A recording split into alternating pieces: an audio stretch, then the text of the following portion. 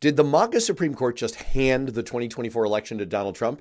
It's a real question, and I think you'll agree by the end of this video that even if they haven't, they're sure trying. Here's why. You probably remember that Donald Trump is being prosecuted for his role in January 6th and everything that led up to it. Today, an indictment was unsealed, charging Donald J. Trump with conspiring to defraud the United States, conspiring to disenfranchise voters, and conspiring and attempting to obstruct an official proceeding. The attack on our nation's capital on January 6th, 2021 was fueled by lies. Lies by the defendant, targeted at obstructing a bedrock function of the U.S. government. His main defense is to claim that he's immune from being charged for anything he did while he was president. That led his lawyers to make some pretty bold claims in court. Trump's lawyer was asked by Judge Florence Pan in the appeals court, "Are you telling me that a president could order the assassination of his political rivals and there could be no prosecution for that?" Then Trump's lawyers are basically like, yeah. The second highest court in America weighed in on Trump's claim in early February, and they adopted the my cousin Vinny legal approach. Everything that guy just says is bullshit. In fact, legal scholars were virtually unanimous in looking at the court's opinion and saying that it was pretty definitive. An opinion that all three judges on the panel have signed on to. They all agree on every single one of these points.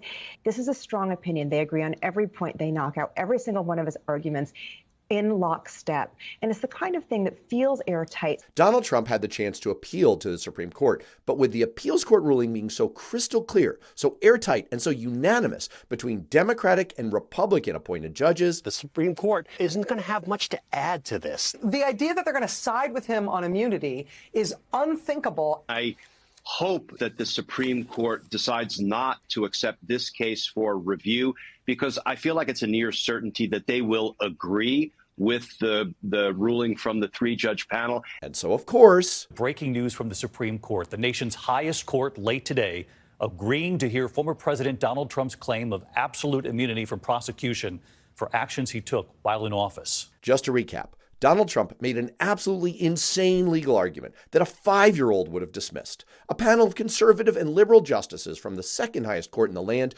unanimously agreed and ripped the Trump team to shreds. Virtually every legal scholar in America thought there was nothing more that the Supreme Court would do here because that would be, to use a legal term, nuttier than squirrel poo. And then after sitting on this for weeks, the Supreme Court says, wait, hold my beer. So to invoke NBA analyst Brian Windhorst from his viral video a couple of years ago. Why would they do that? And there's one glaringly obvious answer to that. They are ensuring that Trump will not face trial. This will delay the federal case brought by special counsel Jack Smith. The decision today makes a trial difficult. We are very much on a knife's edge here, and it really is in the hands of the Supreme Court whether we're going to see a trial. So they've given Donald Trump exactly what he wants. For him, delay equals victory. I'll return to that idea in a second. But should this court throwing the Constitution out the window to help Trump surprise us that much?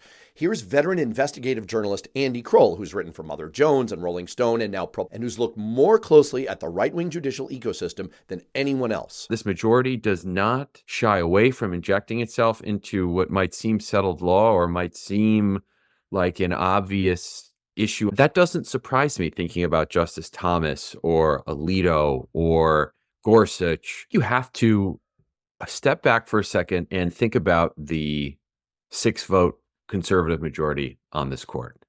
That conservative supermajority is a product of a political and legal project overseen by Leonard Leo and his acolytes and very much fueled by the Federalist Society. Every single one of those 6 justices was either shaped by, helped by, steeped in the thinking and the intellectual atmosphere of the Federalist Society. In any crime, you try to establish means, motive, and opportunity. For the MAGA majority on the Supreme Court, the opportunity was this case. The motive was clear, that they're creatures of a right-wing Federalist Society feeder system that only cares about perpetuating its own power, not the Constitution.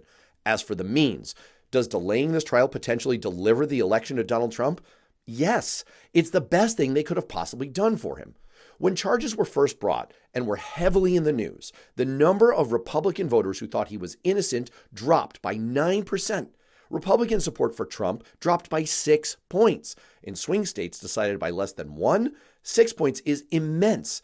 Merely being exposed to the news, the truth that would have come out in the coverage of this trial, seriously erodes Donald Trump's support from Republicans, which is how we beat him last time. Just look at 2020's voters. This is how many people voted who consider themselves Democrats and who consider themselves Republicans.